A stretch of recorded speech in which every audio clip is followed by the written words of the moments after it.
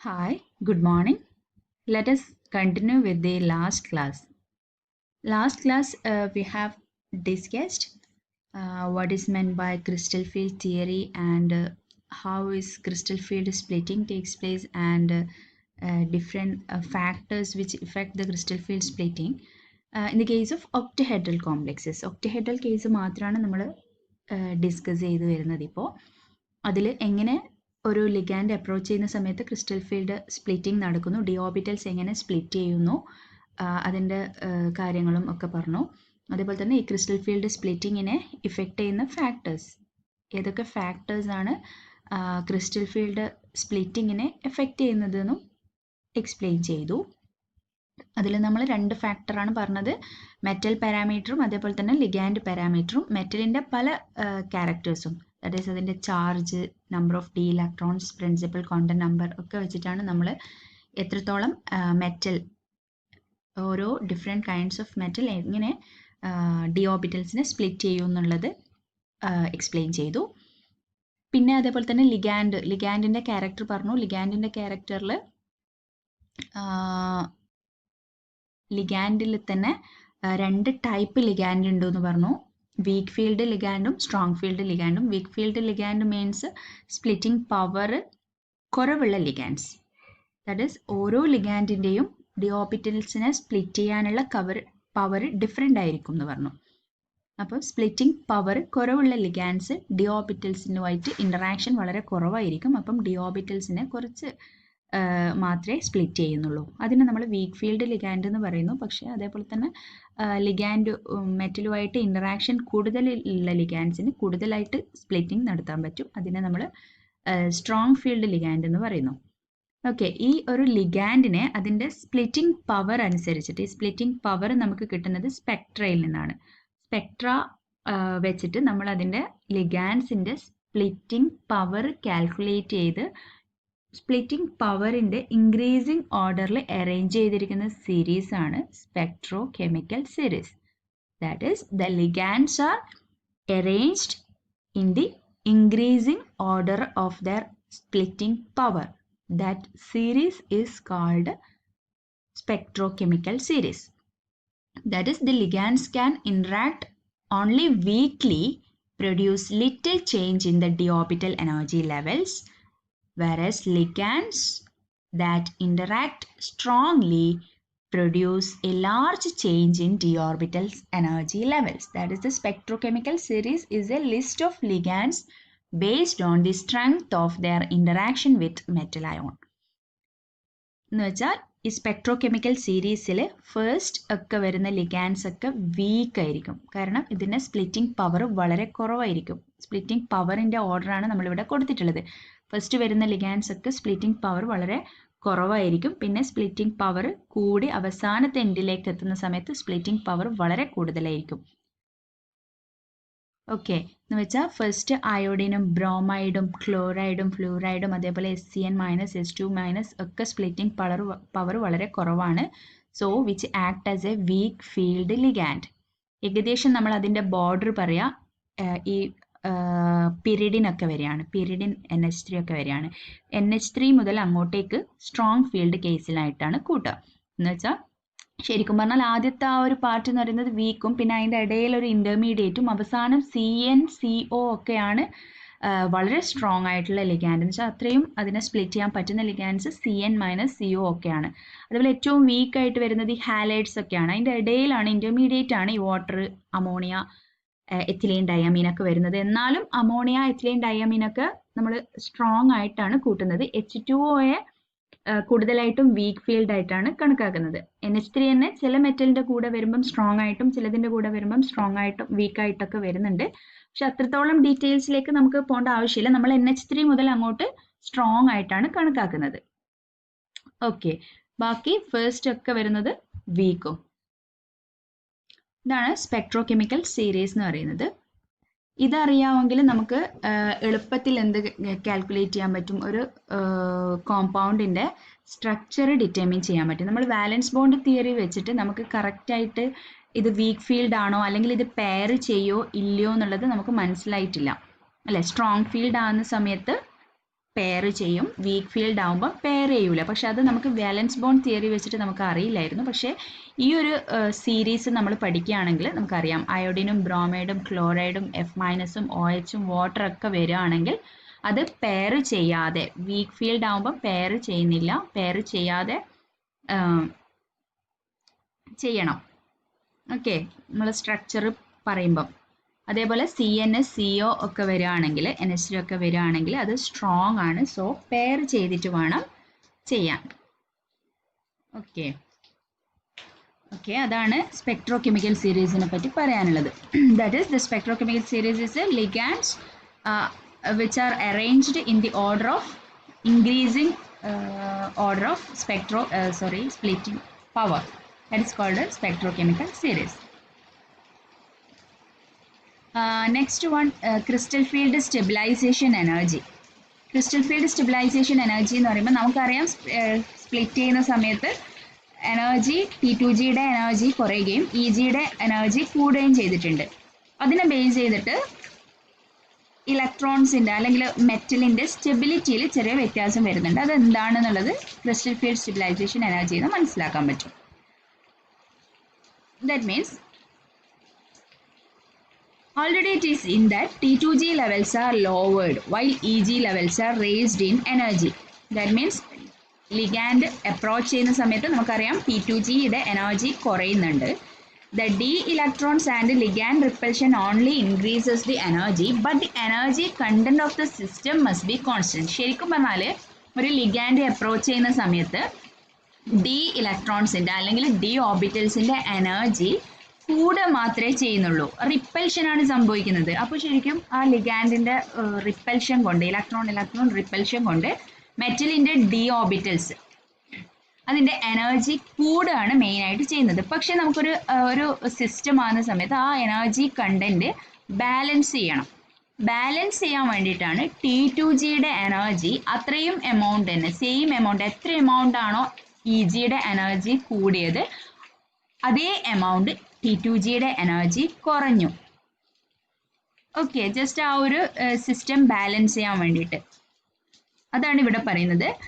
D electron and ligand repulsion only increases the energy, but the energy content of the system must be a constant. So, to maintain the center of gravity, the T2G levels are getting lowered to an equivalent amount. എത്ര amount ആണോ EG ഓർബിറ്റൽസിൻ്റെ energy കൂടിയിട്ടുള്ളത് അതിനെ balance ചെയ്യാൻ വേണ്ടിയിട്ട് equivalent ആയിട്ടുള്ള amount of energy T2Gയുടേത് കുറഞ്ഞു. അതാണ് അവിടെ സംഭവിച്ചത്. ശരിക്കും ലിഗാൻഡ് അപ്രോച്ച് ചെയ്യുമ്പം EGയുടെ എനർജി കൂടെ മാത്രമാണ് അവിടെ സംഭവിക്കുന്നത്. പക്ഷെ അതിനെ ബാലൻസ് ചെയ്യാൻ T2Gയുടെ എനർജി കുറഞ്ഞു. ഓക്കെ, അതാണ് ഇവിടെ കാണിക്കുന്നത്. ഡി ഓർബിറ്റൽസ് കംപ്ലീറ്റ് ഡീജനറേറ്റ് ആയിട്ടുള്ള സ്റ്റേറ്റ് ആണിത്. EGയുടെ എനർജി 0.6 ഡെൽറ്റ ഒ കൂടി. 0.6 ഡെൽറ്റ ഒ EGയുടെ എനർജി കൂടിയപ്പം EG എന്ന് പറയുന്നത് 2 ഓർബിറ്റൽസ് ആണുള്ളത് അല്ലേ. 2 ഓർബിറ്റൽസ് എന്ന് പറയുമ്പം 2 × 0.6 ദാറ്റ് മീൻസ് 12. 12 മീൻസ് 1.2. 12 DQ എന്ന് വേണമെങ്കിൽ പറയാം. DQ യൂണിറ്റിൽ പറയുമ്പം ഡെൽറ്റ ഒ യൂണിറ്റ് ആണ് പറയുന്നതെങ്കിൽ 1.2 ഡെൽറ്റ ഒ. അതേപോലെ തന്നെ 3 ഓർബിറ്റൽസ് ആണ് T2Gയുടെ ഉള്ളത്. T2Gയുടെ എനർജി കുറയുന്നത് 0.4 ഡെൽറ്റ ഒ ആണ് ഡിക്രീസ് ചെയ്യുന്നത്. ആ ഡിക്രീസ് കാണിക്കാൻ വേണ്ടിയിട്ടാണ് ഇവിടെ minus sign. 0.4 delta O decrease ചെയ്യാന്ന് പറയുമ്പോൾ 3 ഓർബിറ്റൽസ് ഉണ്ട്. 3 × -0.4 ദാറ്റ് ഈസ് 3 × 0.4 1.2 എന്നുവെച്ചാൽ ഈക്വൽ 1.2 ഇവിടെ ഇൻക്രീസ് ചെയ്തപ്പോൾ സെയിം എമൗണ്ട് 1.2 തന്നെ ഇവിടെ ഡിക്രീസ് ചെയ്തു. അതുകൊണ്ടാണ് 0.6 ഡെൽറ്റ ഒ EGക്കും 0.4 ഡെൽറ്റ ഒ T2Gക്കും ഡിക്രീസ് ചെയ്തതായിട്ട് വരുന്നത്. അവിടെ ടോട്ടൽ എനർജി ചേഞ്ച് എന്ന് പറയുന്നത് 0 ആണ്. കാരണം 0.6 ഡെൽറ്റ ഒ ഇൻക്രീസ് ചെയ്തപ്പോൾ 2 × 0.6 1.2 ഡെൽറ്റ ഒ ആൻഡ് 3 × 0.4 എന്ന് പറയുമ്പോൾ -1.2 delta O. That means total energy change is 0. Okay, next, crystal field stabilization energy. Depending upon the field created by the ligands, the electrons are occupying the various orbitals available. And when T2G levels are getting filled, the system is getting lowered in energy and the energy content increases if EG levels are filled. എന്ന് വെച്ചാൽ ഇതിൽ രണ്ട് സെറ്റായിട്ട് നിൽക്കുന്ന സമയത്ത് electrons എവിടെ വേണമെങ്കിലും fill ചെയ്യാം അല്ലേ. T2G ലെവലാണ് ഫസ്റ്റ് ഫില്ല് ചെയ്യാൻ എന്തായാലും എനർജി കുറവുള്ള ഓർബിറ്റൽസിലായിരിക്കും. അങ്ങനെയാണെങ്കിൽ T2G ലെവൽസിലേക്ക് ഫില്ല് ചെയ്യുന്ന സമയത്ത് നോർമലി ഒരു മെറ്റൽ ഫ്രീ ആയിട്ടിരിക്കുന്ന സമയത്തുള്ളതിനേക്കാളും അല്ലെങ്കിൽ ഡീജനറേറ്റ് ആയിട്ടുള്ള സമയത്തിനേക്കാളും T2Gയിൽ മാത്രമാണ് ഇലക്ട്രോൺസ് ഫില്ല് ചെയ്യുന്നതെങ്കിൽ ഓട്ടോമാറ്റിക്കലി ആ എനർജി ആ കോംപ്ലക്സിന്റെ എനർജി കുറയാണ് ചെയ്തത്. നമ്മൾ കമ്പയർ ചെയ്യുമ്പോൾ ഡി ലെവൽസ് ഡീജനറേറ്റ് ആയിട്ടുള്ള സമയത്തിനേക്കാളും ഇലക്ട്രോൺസ് T2Gയിൽ എൻ്റർ ചെയ്യുന്ന സമയത്ത് ടോട്ടൽ എനർജി എന്ന് പറയുന്നത് കുറഞ്ഞു. അതേപോലെ തന്നെ energy content increases if EG levels are filled. EG levels fill ചെയ്യുന്ന സമയത്ത് എനർജി കൂടി. EG എന്ന് പറയുന്നത് ഹൈ എനർജി സ്റ്റേറ്റ് ആണ്. അതുകൊണ്ട് തന്നെ EGയിലേക്ക് ആഡ് ചെയ്യുന്ന സമയത്ത് എനർജി കണ്ടന്റ് കൂടി. Now if both of them are filled, then the difference between increases and decrease in energy is calculated. രണ്ടിലും ഫിൽ ചെയ്യുകയാണെങ്കിൽ EG മാത്രമാണ് ഫിൽ ചെയ്യുന്നതെങ്കിൽ നമ്മൾ ഇൻക്രീസ് ചെയ്യും. EG മാത്രം പക്ഷെ ഫിൽ ചെയ്യൂല. T2G മാത്രമാണ് ഫിൽ ചെയ്യുന്നതെങ്കിൽ T2Gയുടെ എനർജി കുറഞ്ഞ് അത് മാത്രം കാൽക്കുലേറ്റ് ചെയ്താൽ മതി എത്ര കുറയുന്നു. പക്ഷെ ഈ T2Gയും EGയും ഫിൽ ചെയ്യുകയാണെങ്കിൽ അത് തമ്മിലുള്ള difference okay that decrease in energy, that difference is called crystal field stabilization energy. മനസ്സിലായില്ലേ? എന്ന് വെച്ചാൽ ഒരു D1 ഇലക്ട്രോൺ ഉള്ള കേസ് ആണെങ്കിൽ D1 സ്റ്റേറ്റ് ആണെങ്കിൽ that D1 electron is occupied in T2G level and so ആ D1 കേസ് എടുക്കുകയാണെങ്കിൽ അതിന്റെ എനർജി ശരിക്കും കുറയുക ചെയ്തത്. D1 എന്ന് പറയുമ്പോൾ -0.4 ഡെൽറ്റ ഒ എനർജി കുറഞ്ഞു. Okay, that is called crystal field stabilisation energy. അത്രയും സ്റ്റേബിളായി ആ സിസ്റ്റം അല്ലെങ്കിൽ ആ കോംപ്ലക്സ് എന്ന് പറയുന്നത് അത്രയും സ്റ്റേബിളായി. ഫോർ എക്സാമ്പിൾ പറയുകയാണെങ്കിൽ ടൈറ്റാനിയത്തിന്റെ ഒരു കോംപ്ലക്സ് എടുക്കാം. ടൈറ്റാനിയം 3+ എടുക്കുകയാണെങ്കിൽ TiH2O 6 times 3+, ടൈറ്റാനിയം 3+ എടുക്കുകയാണെങ്കിൽ അതിന്റെ ഔട്ടർ ഇലക്ട്രോണിക് കോൺഫിഗറേഷൻ എന്ന് പറയുന്നത് D1 ആണ്. That means D1ന്റെ CFSE crystal field stabilisation energy എന്ന് പറയുന്നത് -0.4 ഡെൽറ്റ ഒ എന്ന് വെച്ചാൽ 0.4 ഡെൽറ്റ ഒ അത്രയും കുറഞ്ഞു. അപ്പോൾ അതിന്റെ എനർജി എന്ന് പറയുന്നത് -0.4 ഡെൽറ്റ ഒ ആണ്. അതേപോലെ തന്നെ ഇനി D2 ആണെങ്കിലും 2 ഇലക്ട്രോൺ ഉണ്ടെങ്കിലും 2 × -0.4 ദാറ്റ് മീൻസ് -0.8. 2 × -0.4 എന്ന് പറയുന്നത് -0.8 ഡെൽറ്റ ഒ ആണ്. അത്രയും 0.8 ഡെൽറ്റ ഒ ഡിക്രീസ് ചെയ്തു. അതാണ് ക്രിസ്റ്റൽ ഫീൽഡ് സ്റ്റെബിലൈസേഷൻ എനർജി. അത്രയും സ്റ്റെബിലൈസ് ചെയ്തു. ഓക്കെ, D3 ആണെങ്കിലും അങ്ങനെ തന്നെ. D3 ആണെങ്കിലും T2G3 ആണ്. T2Gയിലാണ് ഫസ്റ്റ് 3 ഇലക്ട്രോൺ ഫിൽ ചെയ്യുക. T2G3 ഓക്കെ എന്ന് വെച്ചാൽ 3 × -0.4 delta O that is -1.2 delta O. അത്രയും സ്റ്റെബിലൈസ് ആയി ആ മോളിക്യൂൾ ഓർ ആ കോംപ്ലക്സ് എന്ന് പറയുന്നത് -1.2 ഡെൽറ്റ ഒ സ്റ്റേബിളായി. ഓക്കെ, പക്ഷെ D4 എടുക്കുമ്പോൾ വ്യത്യാസം വരും. വീക്ക് ഫീൽഡ് കേസ് ആണെങ്കിലും സ്ട്രോങ് ഫീൽഡ് കേസ് ആണെങ്കിലും രണ്ടിലും വ്യത്യാസം വരും. അത് വെച്ച് നമുക്ക് നോക്കാം ഓരോന്നിലും എങ്ങനെയാണ്. അതിനു മുന്നേ ജസ്റ്റ് CFSE എങ്ങനെയാണ് കാൽക്കുലേറ്റ് ചെയ്യുന്നത് എന്നുള്ളത് പറയാം. CFSE കാൽക്കുലേറ്റ് ചെയ്യുമ്പം അതിൽ ഗെയിൻ ഇൻ എനർജിയും ഉണ്ട്, ലോസ് ഇൻ എനർജിയും ഉണ്ട്. അത് രണ്ടും തമ്മിലുള്ള ഡിഫറൻസ് ആണ് CFSE എന്ന് പറയുന്നത്. ഗെയിൻ ഇൻ എനർജി എന്ന് പറയുന്നത് 0.6 ഡെൽറ്റ EGയിലുള്ള എനർജി ആയിരിക്കും ഗെയിൻ ഇൻ എനർജി. EG ആണല്ലോ ഹൈ എനർജിയിലേക്ക് പോകുന്നത്, അതാണല്ലോ ഗെയിൻ ചെയ്യുക. 0.6 delta O into P. P എന്ന് ഇവിടെ ഉദ്ദേശിക്കുന്നത് നമ്പർ ഓഫ് ഇലക്ട്രോൺസ്, എത്ര ഇലക്ട്രോൺസ് അവിടെ ഫിൽ ആയിട്ടുണ്ട്, അതാണ് P എന്ന് ഉദ്ദേശിക്കുന്നത്. Okay, number of electrons in EG orbital, അതായിരിക്കും ഗെയിൻ ഇൻ എനർജി എന്ന് പറയുന്നത്. That is number of electrons into 0.6 delta O ആണ് ഗെയിൻ ഇൻ എനർജി. അതേപോലെ ലോസ് ഇൻ എനർജി, എത്ര ലോസ് ചെയ്തു, എത്ര എനർജി കുറഞ്ഞു എന്നുള്ളത് -0.4 ഡെൽറ്റ ഒ ഇൻറ്റു Q. T2Gയിലുള്ള ഇലക്ട്രോൺസ് ആണ് Q. That is number of electrons in T2G into -0.4 delta O ആണ് loss in energy. ഇത് രണ്ടിന്റെയും നെറ്റ് ചേഞ്ച് ഇൻ എനർജി ആണ് CFSE. Okay, that is 0.6 into P plus 0.4 into. Okay, അപ്പം crystal field stabilisation energy എന്ന് പറയുന്നത് net change in energy. That means number of electrons in T2G level into minus 0.4 plus number of electrons in EG into 0.6 delta O. That is crystal field stabilization energy. In delta O ന് പകരം നമുക്ക് 10 dq. delta O എന്ന് പറയുന്നത് 1 delta O എന്ന് പറയുന്നത് 10 dq ആണ്. So delta ഒക്ക് പകരം 10 dqയിലാണ് നമ്മൾ എഴുതുന്നതെങ്കിൽ എന്ത് ചെയ്താൽ മതി? -4 dq into q plus 6 dq into p. That is ഇവിടെ -4 എന്ന് പറയുന്നത് dq into q എന്ന് പറയുന്നത് number of electrons in T2G level and p എന്ന് പറയുന്നത് number of electrons in EG level. Okay, first നമ്മൾ തിരിച്ച് -0.4 എന്ന് എഴുതുന്നതായിരിക്കും നല്ലത്. കാരണം T2Gയിലാണ് ആദ്യം ഇലക്ട്രോൺസ് ഫില്ല് ചെയ്യുക. ഇത് ആദ്യം എഴുതുന്നതാണ് നല്ലത്. -0.4 delta O into Q plus 0.6 into P. Delta O ആണ് net change in energy. That is called crystal field stabilisation energy. Okay, that is pairing energy. പിന്നെ ഒരു കാര്യം പറയാനുള്ളത് splitting energy and pairing energy. Okay, അപ്പോൾ splitting energy എന്താണെന്നുള്ളത് നമ്മൾ പറഞ്ഞു.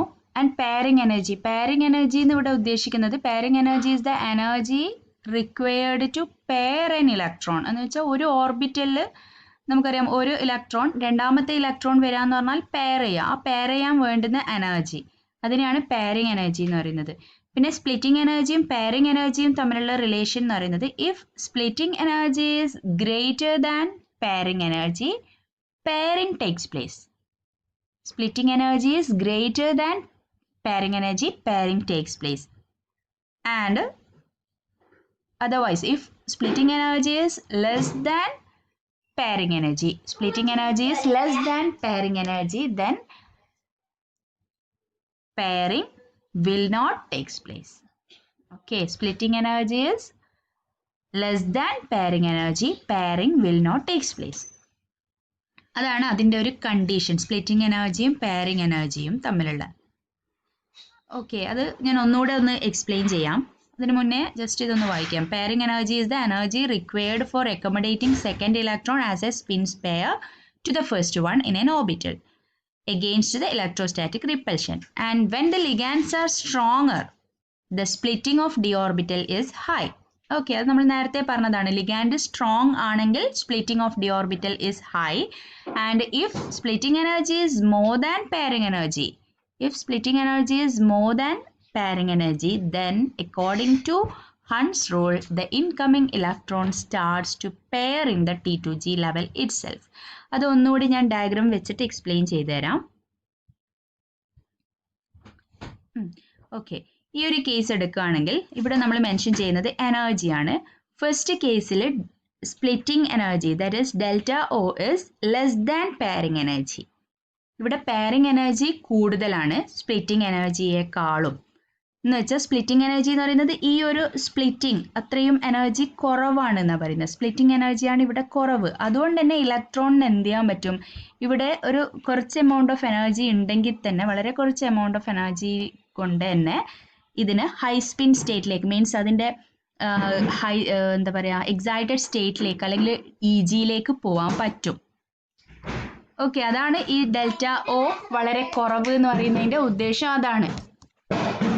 പിന്നെ പെയറിംഗ് എനർജി ഇവിടെ കൂടുതലാണ്, പക്ഷേ സ്പ്ലിറ്റിംഗ് എനർജി കുറവായതുകൊണ്ട് അത് മാക്സിമം പെയർ ചെയ്യാതെ EGയിലേക്ക് ജമ്പ് ചെയ്യും. കാരണം ഇത് അത്രയല്ലേ ഗ്യാപ്പ് ഉള്ളൂ. നമുക്കറിയാമല്ലോ, ഒരു മതിൽ ചാടാൻ വേണ്ടിയിട്ട് മതിലിൻ്റെ ഹൈറ്റ് കുറവാണെങ്കിൽ എന്ത് ചെയ്യാൻ പറ്റും? പെട്ടെന്ന് ജമ്പ് ചെയ്ത് മതിലിൻ്റെ മേലെ കയറാൻ പറ്റും. അതേപോലെയാണ് ഇവിടെയും. ഡെൽറ്റ ഒ എന്ന് പറയുന്നത് ഇവിടെ കുറവായതുകൊണ്ട്, ഓക്കെ, പെയറിംഗ് എനർജിയെക്കാളും ഡെൽറ്റ ഒ കുറവായതുകൊണ്ട് എന്ത് ചെയ്യാൻ പറ്റും? എളുപ്പത്തിൽ ഇവിടത്തേക്ക് ജമ്പ് ചെയ്യാൻ പറ്റും. അതുകൊണ്ട് തന്നെ മാക്സിമം ഇത് പെയർ ചെയ്യാതെ ഹൈ സ്പിൻ കൂടുതലായിരിക്കും. അതുകൊണ്ടാണ് ഹൈ സ്പിൻ എന്ന് പറയുന്നത്. എന്തുകൊണ്ടാണെന്ന് വെച്ചാൽ ഏറ്റവും കൂടുതൽ സ്പിൻ കിട്ടുന്നത് ആയതുകൊണ്ട്. പെയർ ചെയ്യാതിരിക്കുമ്പോൾ ഏറ്റവും കൂടുതൽ സ്പിൻ കിട്ടുക, ഏറ്റവും കൂടുതൽ അൺപെയർഡ് ഇലക്ട്രോൺസ് ഉണ്ടാവുക എന്നാണ് അതിൻ്റെ അർത്ഥം. സോ അതേപോലെ തന്നെ ഇനി നേരെ ഓപ്പോസിറ്റ് പറയുകയാണെങ്കിൽ ഡെൽറ്റ ഒ എന്ന് പറയുന്നത് ഗ്രേറ്റർ ദാൻ പെയറിംഗ് എനർജി ആണെങ്കിൽ, ഇവിടെ നമ്മൾ നേരത്തെ പറഞ്ഞ മതിലിൻ്റെ ഹൈറ്റ് കൂടി അല്ലേ, അതുകൊണ്ടാണ് പെയറിംഗ് എനർജിയേക്കാളും ഡെൽറ്റ ഒ കൂടുതൽ എന്ന് പറയുന്നത്. കൂടി, അപ്പോൾ എന്ത് ചെയ്യാൻ പറ്റില്ല, അത്ര പെട്ടെന്നൊന്നും എല്ലാവർക്കും അടുത്ത ഇ ജിയിലേക്ക് പോകാൻ കുറച്ച് ബുദ്ധിമുട്ടായിരിക്കും. അതുകൊണ്ട് മാക്സിമം അവർ എന്ത് ചെയ്യും, മേലയിലേക്ക് ജമ്പ് ചെയ്യാതെ പെയർ ചെയ്ത് കിടക്കാനാണ് നോക്കുക. ഓക്കെ, അതാണ് ഞാൻ നേരത്തെ പറഞ്ഞ condition. If delta O is less than pairing energy, pairing will not takes place. If delta O is less than pairing energy, then pairing will not takes place, and delta O is greater than pairing energy, then pairing takes place. അതാണ് condition. ഇത് രണ്ട് example വെച്ച് നമ്മൾ പറയുന്നതാണ്. COF6 3- COCN6 3-. F എന്ന് പറയുന്നത് നമ്മൾ നേരത്തെ സ്പെക്ട്രോകെമിക്കൽ സീരീസിൽ കണ്ടിട്ടുണ്ട്. ഹാലൈഡ്സ് ഒക്കെ സ്പ്ലിറ്റിംഗ് പവർ വളരെ കുറവാണ്, വീക്ക് ഫീൽഡാണ്. സ്പ്ലിറ്റിംഗ് പവർ കുറവ് എന്ന് പറഞ്ഞാൽ അതിന് അത്രയേ സ്പ്ലിറ്റ് ചെയ്യുന്നുള്ളൂ, ആ ഗ്യാപ്പ് എന്ന് പറയുന്നത് അത്രയും കുറവാണ്. അതാണ് ഫ്ലൂറിൻ്റെ ഒക്കെ കേസിൽ ലിഗാൻഡിന് സ്പ്ലിറ്റിംഗ് പവർ കുറവാണ്. പക്ഷേ CN എന്ന് പറയുന്നത് സ്ട്രോങ് ഫീൽഡിലാണ് വരുന്നത്. സ്ട്രോങ് ഫീൽഡിൽ വരുന്നത് കൊണ്ട് തന്നെ അതിന് സ്പ്ലിറ്റിംഗ് പവർ കൂടുതലാണ്, കൂടുതലായിട്ട് ഡി ഓർബിറ്റൽസിനെ സ്പ്ലിറ്റ് ചെയ്യാൻ പറ്റും. സോ ഈ ഒരു ഗ്യാപ്പ് എന്ത് ചെയ്തു, കൂടി. അതുകൊണ്ടാണ് വീക്ക് ഫീൽഡ് വരുമ്പം, എഫ് ഒക്കെ വരുമ്പം, ഹാലൈഡ്സ് ഒക്കെ വരുന്ന സമയത്ത് മാക്സിമം ഇത് പെയർ ചെയ്യാതെ ഹൈ സ്പിന്നായി മാറുന്നത്. ഇ ജിയിലേക്ക് കൂടി ഇലക്ട്രോൺസ് പോവും, അങ്ങനെ ഹൈ സ്പിന്നായി മാറും. നേരെ മറിച്ച് CN സ്ട്രോങ് ഫീൽഡ് ആയതുകൊണ്ട് ഇത് എന്ത് ചെയ്യും, മാക്സിമം പെയർ ചെയ്യാം. അതുകൊണ്ടാണ് അതിനെ ലോ സ്പിൻ എന്ന് പറയുന്നത്. സ്പിന്ന് വളരെ കുറവാണ്, നമ്പർ ഓഫ് അൺപെയർഡ് ഇലക്ട്രോൺസ് വളരെ കുറവാണ്, സോ ലോ സ്പിന്നാണ്. ഇവിടെ നമ്പർ ഓഫ് അൺപെയർഡ് ഇലക്ട്രോൺസ് കൂടുതലാണ്, so it is high spin. Okay, that is fourth electron has a choice. 3 electrons T2Gയിൽ തന്നെ ഫില്ല് ചെയ്യും, പക്ഷേ ഫോർത്ത് ഇലക്ട്രോൺസിന് ചോയ്സ് ഉണ്ട്, വേണമെങ്കിൽ പെയർ ചെയ്യാം, പെയർ ചെയ്യാതിരിക്കാം. Okay, higher orbital if delta is small, high spin. Lower orbital if delta is large, low spin. Okay, delta O കൂടുതലാണെങ്കിൽ lower orbital, that is T2G ഓർബിറ്റൽസിലായിരിക്കും ഫിൽ ചെയ്യുക, that is called a low spin. And delta O കുറവാണെങ്കിൽ means high spin ആയിരിക്കും. Okay, അതാണ് അവിടെ condition. Weak field ligand small delta ആയിരിക്കും, high spin complex ആയിരിക്കും. Strong field ligand large delta ആയിരിക്കും, low spin complex ആയിരിക്കും. Okay, ഇനി CFSE calculate ചെയ്യുന്നത് കൂടി പറയാം. CFSE കാൽക്കുലേറ്റ് ചെയ്യുമ്പം D1 to D3 സിസ്റ്റം എന്ന് പറയുന്നത് ഞാൻ നേരത്തെ പറഞ്ഞിരുന്നു. D1 എന്ന് പറയുന്നത് T2G, ഫസ്റ്റ് ഫില്ല് ചെയ്യുക T2Gയിലായിരിക്കും. T2Gയിൽ ഒരു ഇലക്ട്രോൺ, ഇതല്ല, ഒരു ഇലക്ട്രോൺസ് ഫില്ല് ചെയ്ത് കഴിഞ്ഞാൽ അതിൻ്റെ CFSE എന്ന് പറയുന്നത് T2Gയുടെ എനർജി നമുക്കറിയാം -0.4 ഡെൽറ്റ ഒ ഓർ 4 DQ ആണ് കുറയുന്നത്. സോ -4 DQ ആണ് D1ൻ്റെ CFSE, -4 DQ or -0.4 delta O. D2 ആണെങ്കിൽ അതും ഇലക്ട്രോൺ ഫില്ല് ചെയ്യുന്നത് T2G തന്നെയായിരിക്കും, -2 into -0.4 delta O. 2 into -0.4 delta O, that means -0.8 delta O or -8 DQ, -8 DQ. Okay, D3 ആകുമ്പം -0.4 delta O into 3 electrons ആണ്. 3 into -0.4, that means -1.2 delta O or -12 DQ. Okay, ഇതാണ് D1 to D3.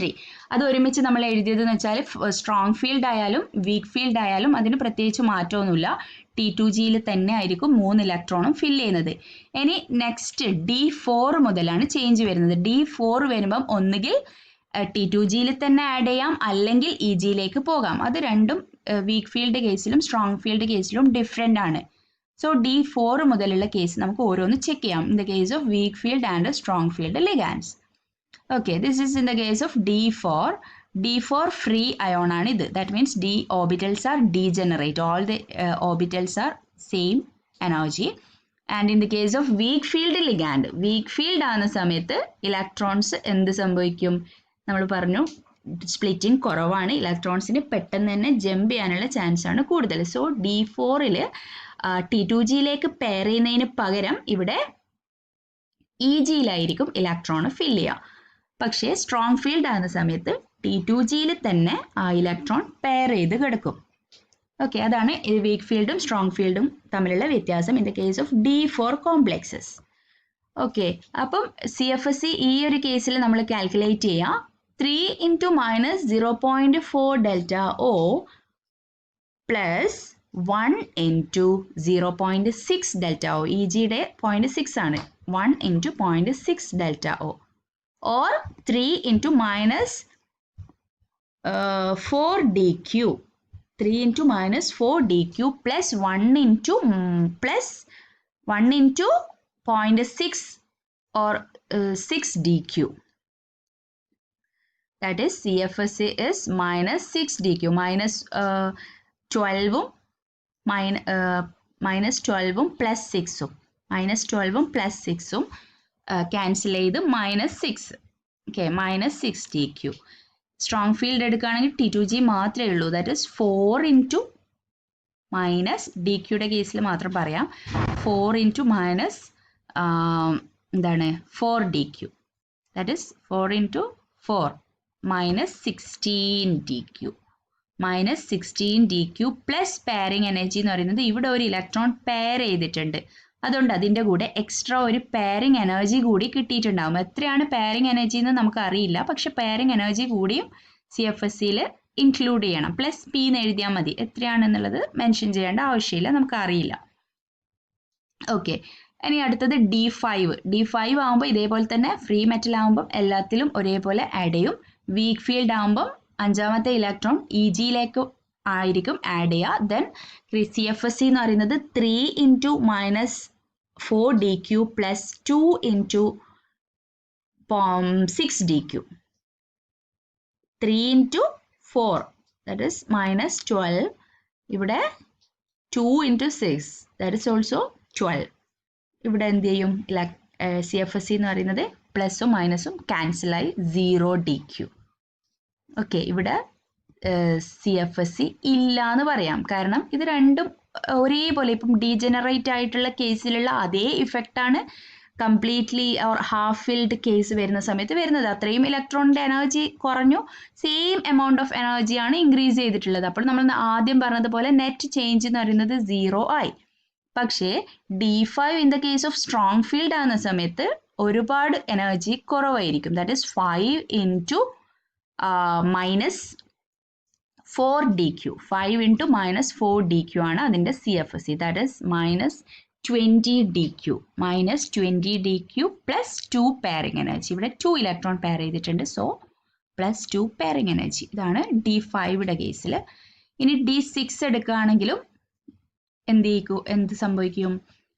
ഇനി T2Gയിൽ fill ചെയ്തു, E ജിയിൽ fill ചെയ്തു, next അടുത്ത electron നേരെ T2G. ഇത് രണ്ടും ഇപ്പോൾ ഒരേപോലെയായി അല്ലേ?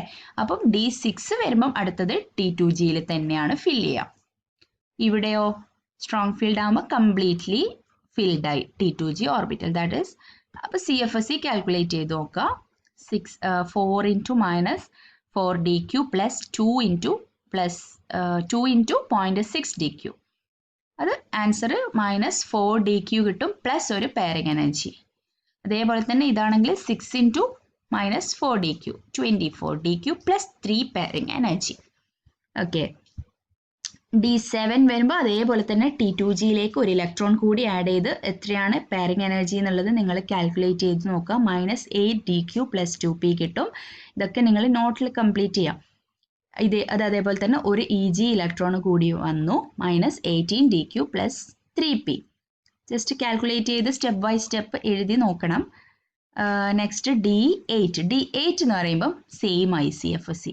രണ്ടിലും സെയിം ആണ്. കാരണം D1 D2 D3യിലാണ് നമ്മൾ വീക്ക് ഫീൽഡിലും സ്ട്രോങ് ഫീൽഡിലും സെയിം ആയിട്ട് കണ്ടത്. D1 D2 D3. അതേപോലെ തന്നെ നെക്സ്റ്റ് D8 മുതൽ അങ്ങോട്ടും രണ്ടിനും സെയിം ആണ്. D8 വരുമ്പോഴും ഇങ്ങനെ വരാൻ പറ്റുള്ളൂ അല്ലേ? T2Gയിൽ 6ഉം ഇ ജിയിൽ 2ലും. ഇതും അങ്ങനെ തന്നെ T2Gയിൽ 6ഉം ഇ ജിയിൽ 2ഉം. അപ്പോൾ CFSE രണ്ടിനും സെയിം ആയിട്ട് കിട്ടി. അതേപോലെ തന്നെ ആയിരിക്കും D9 ആകുമ്പോൾ ഇതേപോലെ തന്നെ T2Gയിൽ 6ഉം ഇ ജിയിൽ 3ഉം. ഇതും അങ്ങനെ തന്നെ. CFSE നമുക്ക് കിട്ടുന്നത് -6 dq plus 4 pairing energy. Okay, അതേപോലെ തന്നെ ആയിരിക്കും D10 സെയിം ആണ്. പക്ഷേ ഇവിടെ എന്ത് സംഭവിച്ചു? CFSE എന്ന് പറയുന്നത് 0 ആണ്. കാരണം നമ്മൾ നേരത്തെ ഹാഫ് ഫിൽഡ് ഉള്ളത് പോലെ തന്നെ കംപ്ലീറ്റ്ലി ഫിൽഡ് ആകുന്ന സമയത്തും എനർജി എന്ത് ചെയ്യും? ക്യാൻസൽ ആയിട്ട്. ഓക്കെ, ഇങ്ങനെയാണ് നമ്മൾ CFSE കാൽക്കുലേറ്റ് ചെയ്യുന്നത്. In the case of strong field and week field ligand ഓരോ ഇലക്ട്രോണും എൻ്റർ ചെയ്യുന്നത് നോക്കുക. T2G ആണെങ്കിൽ number of electrons into T2G ആണെങ്കിൽ -0.4 ഓർ -4dq വെച്ച് മൾട്ടിപ്ലൈ ചെയ്യുക. Plus number of electrons EG എത്രയാണോ അത് ഇൻറ്റു 0.6 ഡെൽറ്റ ഒ. ഡെൽറ്റ ഒയുടെ ടേമിലാണെങ്കിൽ 0.6 ഡെൽറ്റ ഒ, DQയുടെ ടേമിലാണെങ്കിൽ 6dq. ഓക്കെ, അങ്ങനെയാണ് നമ്മൾ CFSE കാൽക്കുലേറ്റ് ചെയ്യുക. അപ്പോൾ ഓരോന്നിൻ്റെയും സെപ്പറേറ്റ് ആയിട്ട് weak field and strong field case എഴുതി നോക്കുക. അപ്പോൾ ഇതാണ് അതിൻ്റെ ഒരു ഓവറോൾ CFSE എഴുതിയിരിക്കുന്നത്. First row transition metals in water are weak field high spin cases. ഒരു transition metal octahedral complexes water ligand ആയിട്ട് വരുന്നതിൽ ഓൾമോസ്റ്റ് എല്ലാം വീക്ക് ഫീൽഡ് കേസാണ്. അതേപോലെ ഹൈസ്പിൻ കോംപ്ലക്സ് ആണ്.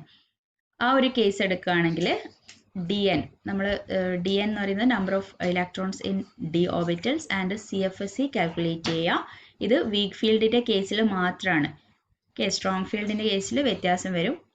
D1 ആകുമ്പോൾ -4dq, D2 -8, D3 -12, D4 -6 ഹൈസ്പിൻ ആകുമ്പോൾ, D5 ആകുമ്പോൾ 0, D6 -4dq plus P, 7 ആകുമ്പോൾ -8dq plus 2p and 8 -12dq plus 3p, 9 -6dq plus 4p and 10 0. Okay, എന്ന് വെച്ചാൽ ഇതിലൊരു കാര്യം മനസ്സിലാക്കാനുള്ളത്, വീക്ക് ഫീൽഡ് കേസ് ആകുമ്പോൾ D5 ആൻഡ് D10ൽ CFSE എന്ന് പറയുന്നത് 0 ആണ്. അതേപോലെ low spin or strong field case ആകുമ്പോൾ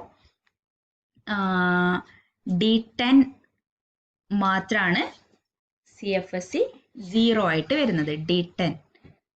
ഓക്കെ, ഇത്രയാണ് crystal field stabilisation energy. Okay, thank you.